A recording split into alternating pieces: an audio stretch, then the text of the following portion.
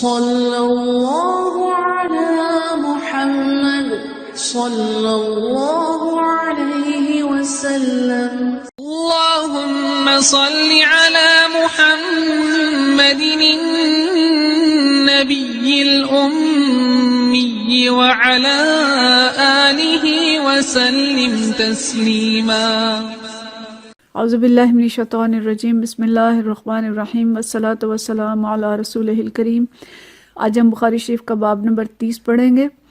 اور اس میں جو حدیث ہے، پہلی حدیث وہ حدیث نمبر 40 ہے، اور اس کے بعد ہم ایک دو اور ابواب بھی پڑھنے کی کوشش کریں گے اگر ہمارے پاس وقت ہوا. باب نمبر 30 ہے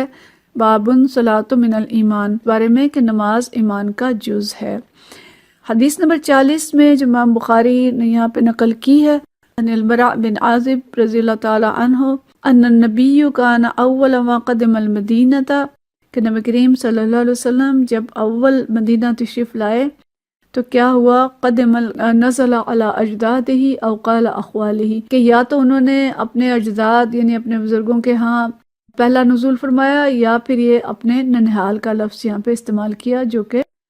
انصار میں تھے، من الانصار. وَأَنَّهُ صَلَّى قِبَلَ بَيْتِ الْمَقْدِسِ 16 شهرا او 17 شهرا، اور جو ابتدائی 16 مہینے یا 17 مہینے آپ صلی اللہ علیہ وسلم نے بیت المقدس کی طرف منہ کر کے نماز پڑھی. وَكَانَ يُعْجِبُهُ أَن تَكُونَ قِبْلَتُهُ قِبْلَ الْبَيْتِ، اور آپ کی جو خواہش تھی، آپ کو پسند یہ تھا کہ آپ کا جو قبلہ ہو بیت الحرام ہو یعنی خانہ کعبہ ہو. وَأَنَّهُ صَلَّى أَوَّلَ صَلَاةٍ صَلَّاهَا صَلَاةَ الْعَصْرِ، سب سے پہلی نماز جو آپ نے بیت اللہ کی طرف منہ کر کے پڑھی وہ صلاۃ عصر تھی. وَصَلَّى مَعَهُ قَوْمٌ، اور آپ کے ساتھ تو لوگوں کے ایک گروہ نے بھی نماز پڑھی. وَخَرَجَ رَجُلٌ مِّمَّنْ صَلَّى مَعَهُ، پھر ان میں سے ایک آدمی نکلا جس نے آپ صلی اللہ علیہ وسلم کے ساتھ نماز پڑھی تھی. فَمَرَّ عَلَى أَهْلِ مَسْجِدِ، ایک مسجد کے قریب سے گزرا کہ جو لوگ تھے وہ رکوع میں تھے. فقال، اس نے کہا، اشہد باللہ، میں اللہ کی قسم کھا کے یہ شہادت دیتا ہوں، لقد صلیت مع رسول اللہ، کہ میں نے نبی کریم صلی اللہ علیہ وسلم کے ساتھ نماز پڑھی ہے، قبل مکہ، مکہ کی طرف منہ کر کے. فدارو کما ہم، پھر وہ لوگ جو رکوع کر رہے تھے وہ جس حال میں بھی تھے اسی حال میں انہوں نے اپنا رخ جو تھا وہ پھیر دیا، وہ گھوم گئے قبل البیت، خانہ کعبہ کی طرف، بیت حرام کی طرف. وکانت الیہود قد عجبہم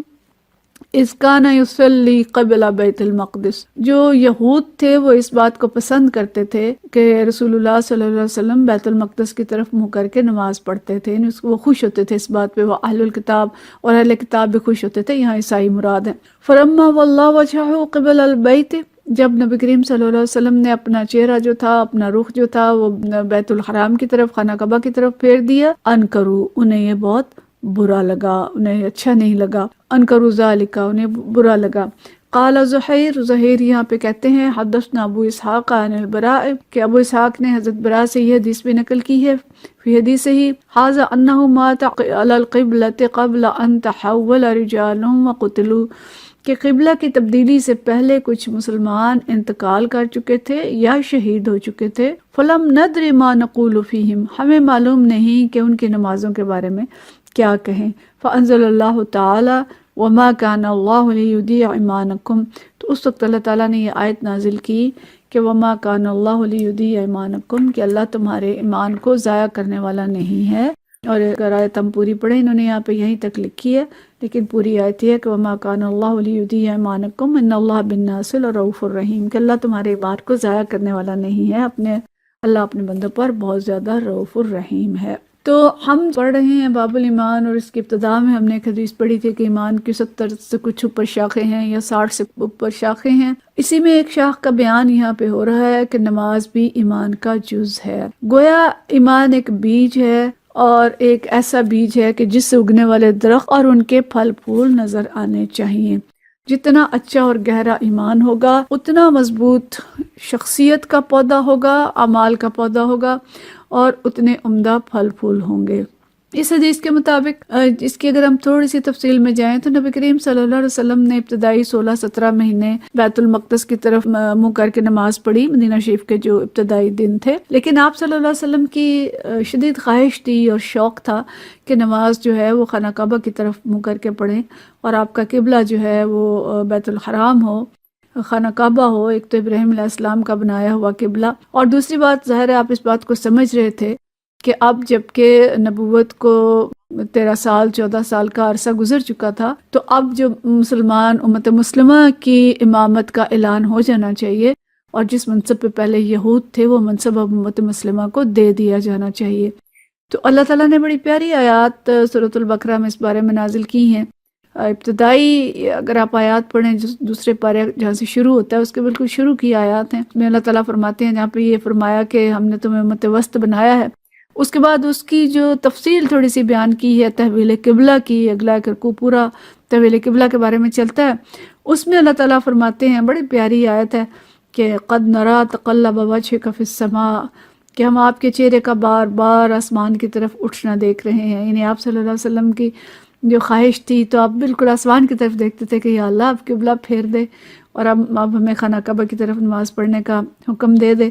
تو اللہ نے فرمایا قد نرا تقلب وجهک فی السماء،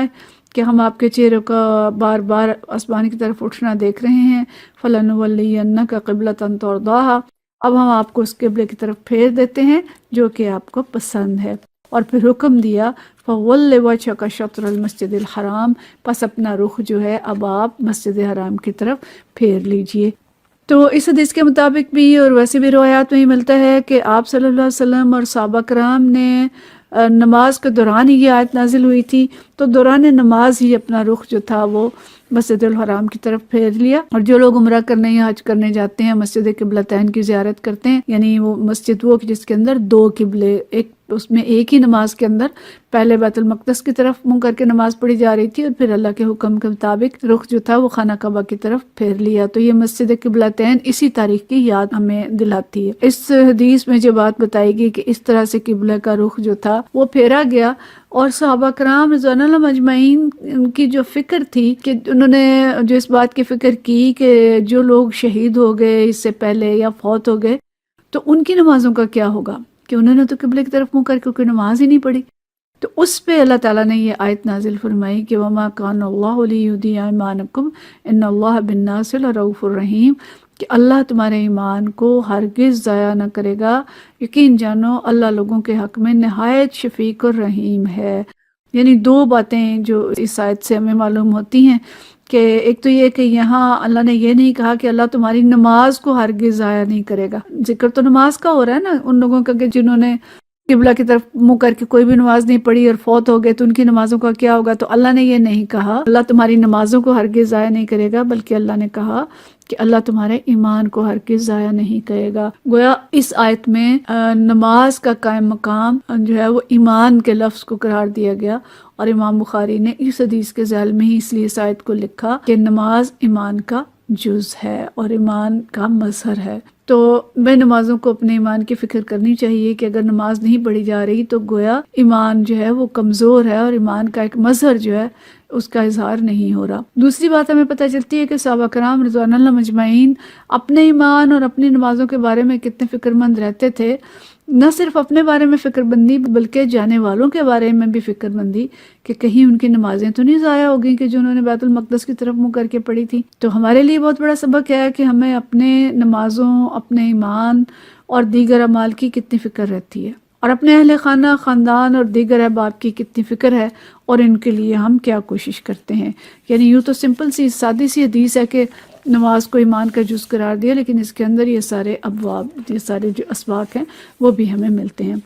اگلی حدیث جو نمبر 41 ہے اور اگلا جو باب نمبر 31 ہے، یہ باب ہے حسن و اسلام المرء، اسلام آدمی کے اسلام کی خوبی کے بارے میں، کچھ کے ایمان کی یا اسلام کی خوبی کے درجات کیا ہیں۔ یہاں پہ ایک دلچسپ بات ہے جو حدیث کا آغاز کرتے ہیں، حدثنا قال مالک اخبرنی زید، یعنی حدثنا زید نہیں ہے، ورنہ تو یہ ہوتا ہے کہ جو حدیث آتی ہے ایک نے حدیث سنائی، دوسرے نے حدیث سنائی، تو یہاں پہ کہتے ہیں حدثنا قال مالک، کہ مالک نے یہ کہا، کہ گویا کہ انہیں حضرت امام بخاری نے جو یہ حدیث لکھی ہے یہ ان کے اس معیار پہ پوری نہیں اترتی جو ان کا احادیث کو پرکھنے کا معیار تھا، لیکن چونکہ یہ حدیث دوسرے مختلف طریقوں سے بھی جو حدیث جاری ہوتی ہیں ان کو اس میں درج کر دیتے ہیں۔ تو وہ کہتے ہیں کہ حضرت ابو سعید خدری رضی اللہ تعالیٰ عنہ نے یہ بتایا، ابو سعید خدری رضی اللہ تعالیٰ عنہ انہ سمع رسول اللہ صلی اللہ علیہ وسلم، کہ میں نے سنا رسول اللہ صلی اللہ علیہ وسلم سے، یقول، آپ فرماتے تھے، اذا اسلم العبد فحسن اسلامہ یکفر اللہ عنہ کل سیئۃ کان زلفہا، کہ جب کوئی شخص ایمان لے آتا ہے، مسلمان ہو جاتا ہے، فحسن اسلامہ، اور اس کا اسلام عمدہ ہو، اس کا اسلام حسن والا ہو اور اچھا اسلام ہو۔ یعنی عمدہ اسلام سے مراد کیا ہے کہ جو اللہ تعالیٰ کے اوامر و نہی ہیں ان کی وہ فکر کرے اور اللہ تعالیٰ کے احکام پہ عمل کرے، حلال اور حرام کی فکر کرے، اپنا اخلاق، اپنا کردار بہترین کر لے، تو یہ اسلام کا حسن ہے۔ تو فرمایا کہ جب اس کا اسلام عمدہ ہو، یکفر اللہ عنہ، اللہ تعالیٰ اس کی ساری برائیاں معاف کر دیتا ہے، کان زلفہا، جو اس سے پہلے ہو چکی تھی، یعنی اسلام لانے سے قبل جتنے بھی گناہ اس سے ہو چکے تھے، اسلام لانے کے بعد اور اسلام کو اچھا بنا لینے کے بعد اللہ تعالیٰ اس کے سارے وہ گناہ معاف کر دیتا ہے۔ وَكَانَ بَعْدَ ذَلِكَ قِصَاصٌ، اور اس کے بعد یعنی ایمان لانے کے بعد قصاص شروع ہو جاتا ہے، یعنی بدلہ شروع ہو جاتا ہے۔ اور بدلہ کیا ہے کہ الحسنۃ بعشر امثالها الی 700 ضعف، یہ ہم نے پچھلی دفعہ بھی حدیث پڑھی تھی جس سے اصل میں اگلی حدیث ہے، لیکن ہم نے اسے پچھلے کے ساتھ جوڑا تھا کہ جب وہ ایمان لے آتا ہے تو پھر اس کا بدلہ شروع ہو جاتا ہے، اور بدلہ کیا ہے کہ ایک نیکی کے عوض 10 گنا سے لے کے بعشر امثالها الی 700 ضعف، ایک 10 گنا سے لے کے 700 گنا تک ثواب ملتا ہے۔ والسیئۃ بمثلها، اور جو برائی کرے گا اس کا ویسا ہی اجر ہوگا، الا ان یتجاوز اللہ عنہا، الا یہ کہ اللہ اسے بھی معاف کر دے۔ بڑی پیاری حدیث ہے کہ اسلام لانے سے قبل کی تو تمام برائیاں جو ہیں وہ اسلام لانے کے بعد معاف ہو گئیں، اور اس کے بعد بدلہ شروع ہو گیا۔ اور بدلہ یا قصاص کا لفظ پڑھ کے تو پہلے تو ڈر ہی لگتا ہے کہ اچھا پتہ نہیں کیسا بدلہ کیا ہوگا، لیکن بدلہ بھی کیسا، اور بدلہ کس کی طرف سے؟ بادشاہ عالم کی طرف سے، رؤوف الرحیم اللہ کی طرف سے، رحمان الرحیم اللہ کی طرف سے، رؤوف بالعباد اللہ کی طرف سے، اور وہ اللہ کے جو اجر دینے کو بےتاب ہے، اپنے بندوں کو نوازنے کے لیے بے چین ہے، 70 ماؤں سے زیادہ محبت کرتا ہے۔ تو وہ کیا فرماتا ہے کہ بدلہ کیسا دوں گا؟ ایک نیکی کا بدلہ کم از کم 10 گنا، اور زیادہ سے زیادہ کی کوئی حد نہیں، لیکن 700 گنا تک کا یہاں پہ بتایا گیا۔ یعنی کوئی نیکی کرے تو صحیح، نیکی کی طرف آئے تو صحیح، اللہ تعالیٰ اس کو کس طرح سے بڑھا چڑھا کے عطا کرے گا۔ ظاہر ہے 70 ماؤں سے زیادہ محبت کرنے والا اللہ ہے۔ ایک ماں کتنی چھوٹی سی ہم اس کے ساتھ نیکی کریں تو وہ کتنی زیادہ خوش ہو کر کتنی دعائیں دیتی ہے۔ چھوٹا سا کام اپنی ماں کا یا والدین کا کر دیں تو وہ 100 دعائیں دیتے ہیں۔ تو اللہ تعالیٰ کس طرح سے انسان سے محبت کرتا ہے اور کتنی گنا زیادہ محبت کرتا ہے کہ ایک نیکی ہم کرتے ہیں تو اس کی وہ 10 گنا سے لے کے 700 گنا تک اجر دیتا ہے، اور برائی کا بدلہ اسی کے برابر۔ برائی کو نہیں لکھتا، وہ چاہے قتل بھی کر دو گے تو وہ ایک ہی قتل لکھے گا، اور اس کو بڑھائے گا بھی نہیں، اور اس کے ساتھ ہی کہ مگر چاہے تو وہ معاف بھی کر دے۔ تو کتنے بد نصیب ہے وہ انسان جو اتنے مہربان مالک کی عبادت نہ کریں، اس کی اطاعت نہ کریں، اس کی طرف دوڑ کے نہ جائیں، اس کے دین کو مشکل سمجھیں اور مشکل بنائیں،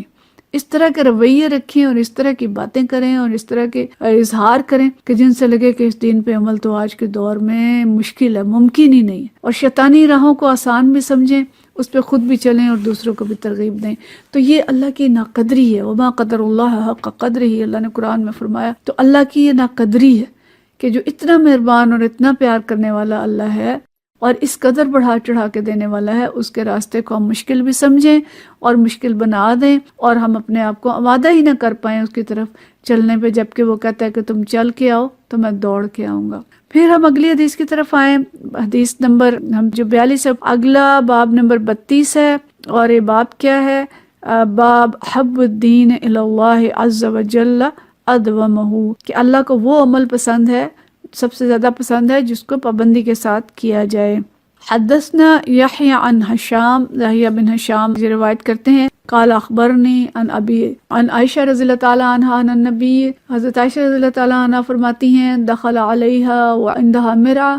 کہ رسول اللہ صلی اللہ علیہ وسلم ایک دن گھر میں داخل ہوئے تو وہاں ایک عورت پاس بیٹھی تھی. قال من هذه، یہ کون ہے؟ قالت فلانہ، میں نے کہا کہ یہ فلاں خاتون ہے. تذکر من صلاتها، میں نے اس کی نماز کا ذکر کیا، یعنی وہ نماز بہت اشتیاق اور پابندی سے پڑھتی تھی. قال، آپ صلی اللہ علیہ وسلم نے فرمایا ما، ٹھہر جاؤ، علیکم بما یطیقون، کہ سن لو کہ تم پر اتنے ہی عمل واجب ہے جتنے عمل کی تمہارے اندر طاقت ہے. بما تطیقون، جتنی تم طاقت رکھتے ہو. فواللہ لا یمل اللہ حتی تملوا، کہ اللہ کی قسم اللہ ثواب دینے سے نہیں اکتاتا مگر تم عمل کرتے کرتے اکتا جاؤ گے. وکان احب الدین الیہ